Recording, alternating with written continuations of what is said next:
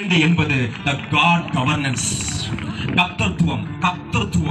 இன்னையிலிருந்து நான் ப்ராஃபட்டிக்கா நான் பாஸ்டருக்கும் சபை மக்களுக்கும் நான் சொல்றேன், ஒருவேளை மற்ற மனிதர்களுடைய கவர்னன்ஸ் இருந்திருக்கலாம், ஒருவேளை அந்நிய சக்தியோட கவர்னன்ஸ் இந்த வருங்காலத்துல இருந்திருக்கலாம், இந்த கடந்த காலத்துல இருந்திருக்கலாம். ஆனா இன்றையிலிருந்து கர்த்தருடைய கவர்மெண்ட், ஹalleluya, கர்த்தருடைய கவர்மெண்ட். கர்த்தருடைய உற்சாகமாக உங்களுடைய குடும்பத்திலும் கர்த்தருடைய கவர்மெண்ட், ஆண்டவருடைய கர்த்தத்துவம், அந்த கர்த்தத்துவம் அதுதான் உங்களை ஆளுகை செய்ய போகிறது. அடுத்து எத்தனை அப்போஸ்தலர்கள் இருந்தாங்க சொல்லுங்க? எத்தனை அப்போஸ்தலர்கள் இருந்தாங்க? 12 அப்போஸ்தலர்கள். 12 அப்போஸ்தலர்ட்ட ஒரு அதிகாரத்தை தேவன் கொடுத்திருக்கிறார். கரங்களை உற்சாகமாக ஹalleluya. 12 அப்போஸ்தலர்ட்ட அதிகாரம். 12 என்பது ஆண்டவருடைய அதிகாரம். கரங்களை உற்சாகமாக ஹalleluya. ஆண்டவருடைய அதிகாரம். அந்த அதிகாரத்தை சபைக்கும், சபை மக்களாகிய சபை போதகர்களுக்கும், சபை மக்களாகிய உங்களுக்கும் வருகிற நாட்கள்ல கர்த்தர் கொடுக்க போற. கரங்களை உற்சாகமாக ஹalleluya. The authority of God.